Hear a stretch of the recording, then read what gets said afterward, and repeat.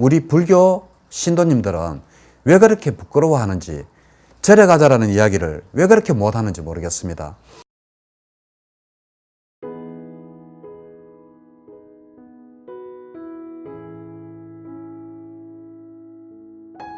안녕하십니까. 마음취행복도량 대구 구룡사주지 도일입니다. 오늘은 불자의 자세와 신행생활에 대해서 말씀을 드리겠습니다. 많은 분들이 어떻게 신행생활을 해야 되느냐 이렇게 많이 묻습니다.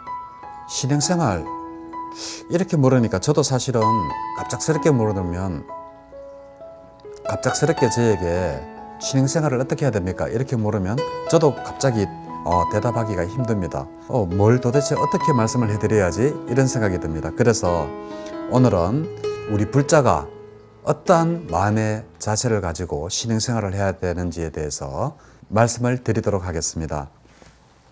첫 번째, 우리는 항상 정진하는 마음을 가져야 됩니다. 바로 4가지 바른 노력, 7각지 중에서 사정근이 되죠. 사정근하는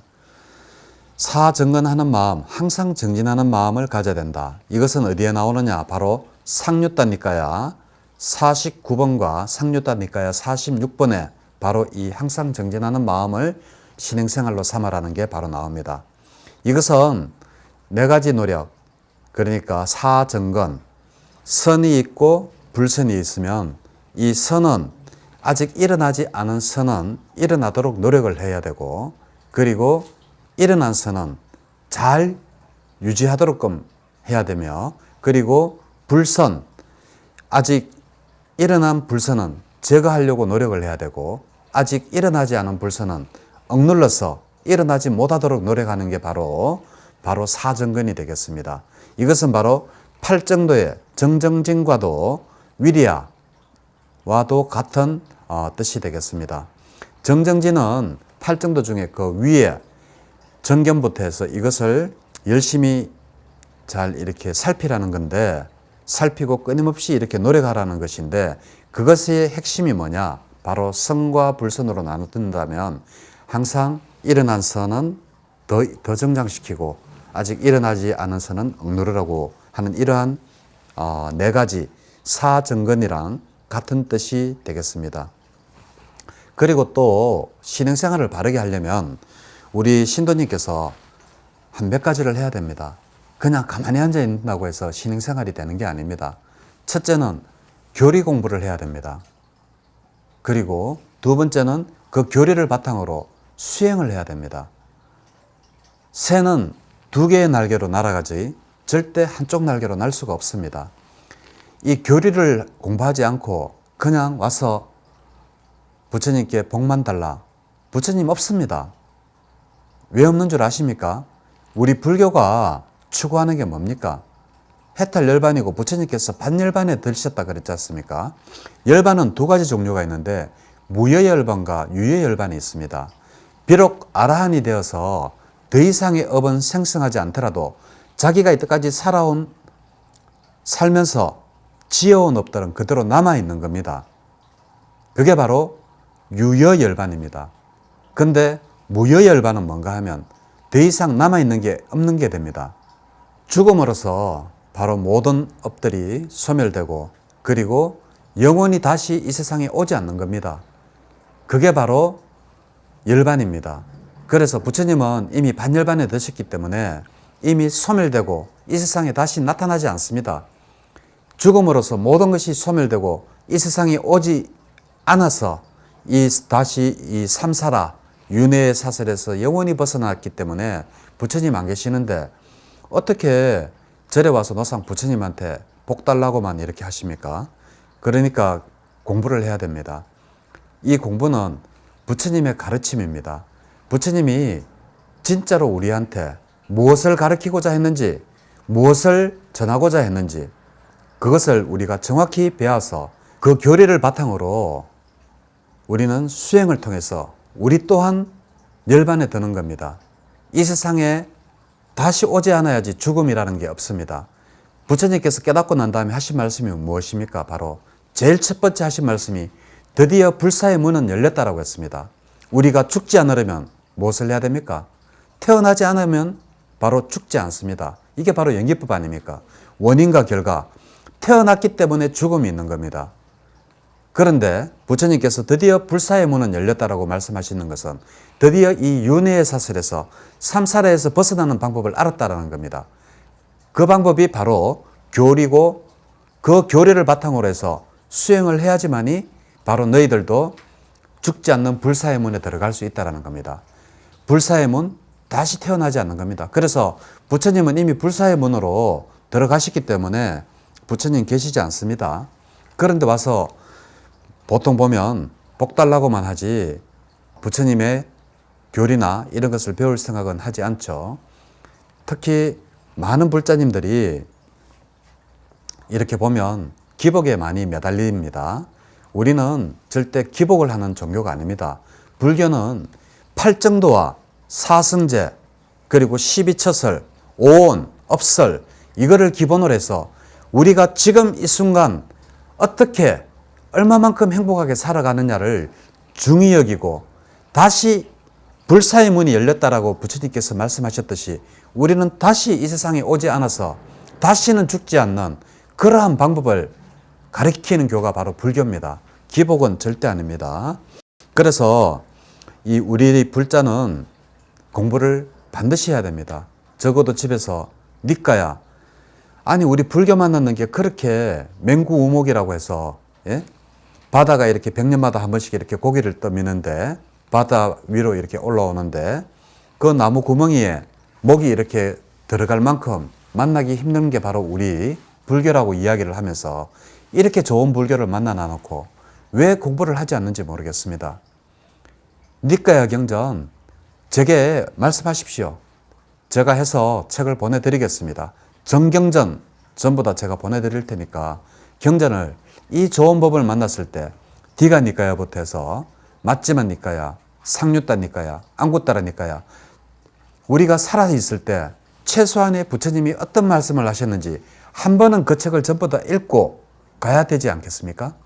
그렇게 해서 이러한 교리를 알고 난 이후에 그리고 난 다음에 수행을 하면 부처님이 말씀하신 게 바로 이러한 수행을 하라고 했구나 라고 교리를 바탕으로 해서 수행을 하시면 굉장히 우리 또한 해탈 열반에 들 수가 있을 뿐더러 현재 부처님이 강조하신 현재 우리가 행복하게 살아가는 방법도 아실 수가 있을 거라고 생각을 합니다. 그리고 부처님께서 또 말씀하신 게 있죠. 팔정도 굉장히 중요합니다. 팔정도는 부처님께서 깨달으시고 최초로 다섯 제자에게 처음으로 설하신 게 바로 팔정도이고 부처님께서 돌아가시기 전에 마지막으로 하신 설법이 바로 또 팔정도입니다. 그럴 정도로 팔정도는 굉장히 중요합니다. 그래서 부처님께서 이런 말씀을 하시지 않습니까? 팔정도가 있으면 나의 가르침이고 팔정도가 없으면 나의 가르침이 아니다라고 하실 정도로 팔정도에 대해서 부처님께서 깊은 애착, 즉 불교는 팔정도가 전부 다라고 이야기를 해도 타 종교와 차별되는 것이 바로 팔정도이기 때문입니다. 팔정도 굉장히 중요합니다. 그런데 이 팔정도도 공부를 해야지 합니다. 공부하지 않으면 모르죠. 그리고 또 부처님께서 항상 말씀하신 게 바로 육바라밀을 말씀을 하셨죠. 사실은 그 사바라밀입니다. 사바라밀인데 보시지계 인욕 정진 이 네 개입니다. 보시지계 인욕 정진. 근데 대승불교로 오면 육바라밀이 되죠. 뒤에다가 선정과 지혜가 더 붙습니다. 이래서 보시의 중요성은 굉장히 강조를 많이 하셨습니다. 부처님께서 야사비구를 만났을 때 최초의 부처님 5비구를 제외한 최초의 제자가 바로 야사비구가 되죠. 바라나시에서 가장 부잣집의 아들이었던 야사가 괴롭다라고 하면서 기녀들과 밤새 놀고 아침에 일어나 보니까 그 밤에는 아름답던 여성들이 이 침을 흘리고 자고 살을 허벅지를 내놓고 자는 그 모습이 너무나 추해서 괴롭다라고 쫓아가던 그 야사비구한테 최초로 했던 법문이 바로 무엇입니까? 바로 보시에 대한 법문을 하지 않았습니까? 그리고 나서 두 번째로 지계, 그리고 감각적 욕망에 대한 위험성, 그리고 감각적 쾌락을 버림으로써 오는 행복감, 그리고 사성제, 이 네 가지를 야사비구에게 설하지 않았습니까? 그렇듯이 이 보시는 그럴 만큼 부처님께서 굉장히 강조를 하신 것이기도 합니다. 그래서 우리가 이러한 교리를 바탕으로 수행, 부처님 수행은 딱 두 가지입니다. 윗바사나와 사마타 두 가지가 되겠습니다. 이 두 가지 수행을 잘 하면 되겠습니다. 그리고 제가 외국에서 공부하고 들어오자마자 이 포교소를 운영하면서부터 꼭 공양계를 하고 대중 다 같이 공양을 합니다. 그 공양계를 꼭 대중 다 같이 할 때만이 아니라 항상 밥 먹을 때 이러한 마음으로 했으면 좋겠습니다. 우리 절에서 하는 공양계는 조금 다릅니다. 한번 제가 읽어보도록 하겠습니다. 한 방울의 물에도 천지의 은혜가 서려 있고 한 알의 곡식에도 만인의 노고가 담겨져 있습니다. 이 음식으로 주림을 달래고 몸과 마음을 다하여 사회 대중을 위하여 봉사하겠습니다. 마하반야 바라밀 마하반야 바라밀 나무 마하반야 바라밀. 이러한 공양계로도 이렇게 적어서 항상 우리가 무엇을 할 때 항상 감사하는 마음으로 우리가 음식도 먹고 음식경에도 이야기를 하지 않습니까? 자기 자식을 잡아먹는 마음으로 음식을 먹어라. 그렇게 음식경에도 나와 있죠. 그래서 우리가 항상 음식을 먹을 때도 항상 이러한 공양계도를 하는 것, 이것도 바로 올바른 신앙생활이라고 할 수가 있겠습니다. 그리고 대부분 보살님들이 잘 안 하는 게 있습니다. 스님, 제가 오늘 이번 주 일요일 날 결혼식이 있어서 법회는 참석 못 합니다. 법회비는 보내겠습니다.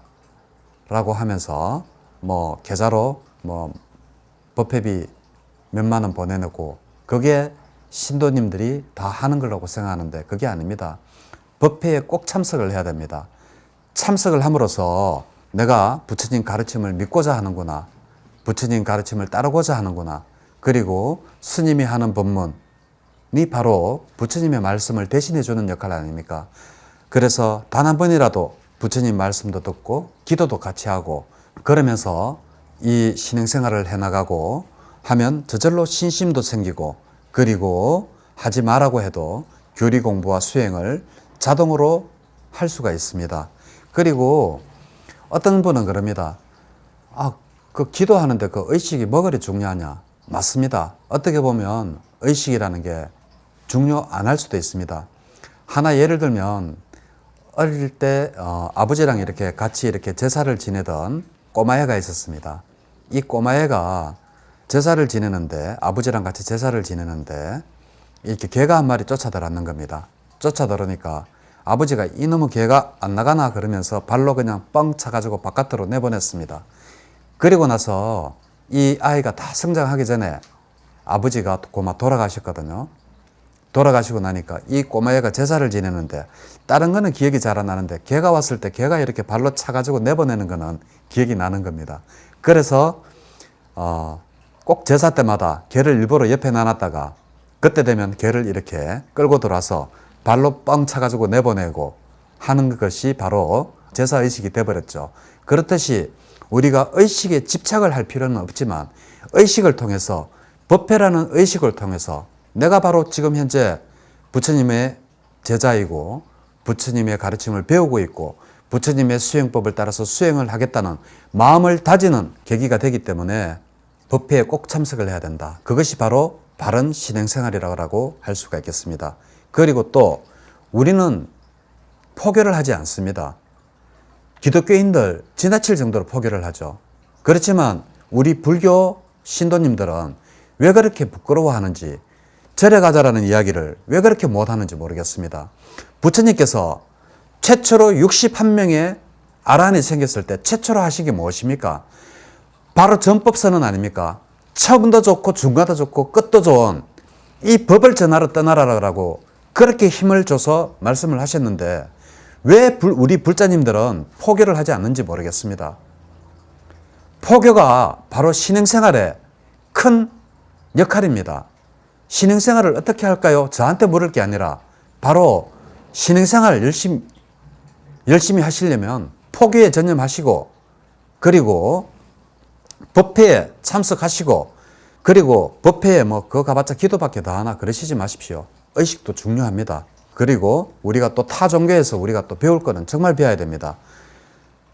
제가 타 종교에서 정말 부러운 게 있습니다. 뭔가 하면 우리 불자님들은 절에 오면 그러죠. 아우, 이 자리는 내 친구 자리인데 자리 옆에 이렇게 책도 놔두고 합니다. 그러지 마십시오.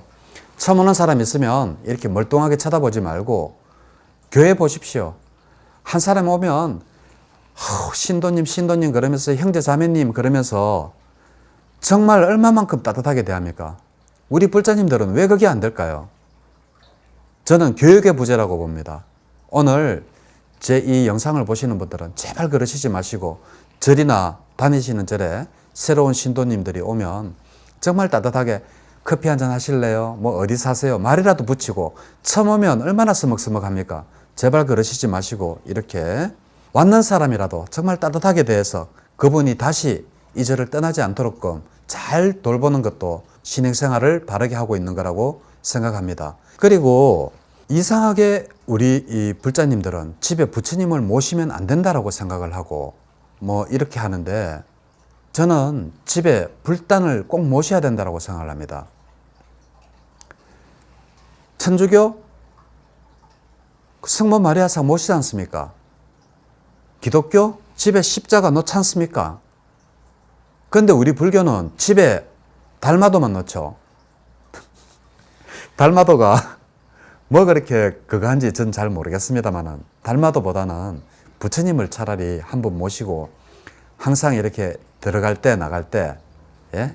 입구 쪽에 모시고는 저 어디에 잘 다녀오겠습니다 라고 인사하고 나가고 네 잘 다녀왔습니다 라고 인사하고 나가는 그러한 것이 바로 올바른 신행생활이라고 생각합니다. 그리고 봉사를 많이 해야 됩니다. 봉사를 많이 해서 좋은 업을 많이 지어야 됩니다. 이것이 바로 바른 신행생활이라고 생각하고 그리고 마지막으로 보시를 많이 해서 우리가 바로 죽어서도 가져갈 수 있는 그러한 재산을 많이 모으는 것, 보시를 많이 하자. 이것이 바로 바른 신행생활이라고 생각합니다. 그래서 제게 신행생활이 어떻게 하면 신행생활을 잘할 수 있습니까? 이렇게 묻지 마시고 오늘 제가 하는 이 동영상 보고 첫째, 교리 공부를 열심히 해야 된다. 그리고 수행도 교리를 바탕으로 해서 사마타와 위파사나 수행을 잘하고 그리고 포교에 전념해야 되고 항상 감사하는 마음을 가지고 그리고 봉사를 열심히 하고 그리고 보시, 죽어서도 갈 수 있는 재산을 많이 모으는 것 이것이 바로 바른 수행법이 아닌가 바른 신행생활이 아닌가라고 생각을 하면서 오늘 여기까지 하도록 하겠습니다. 네, 감사합니다.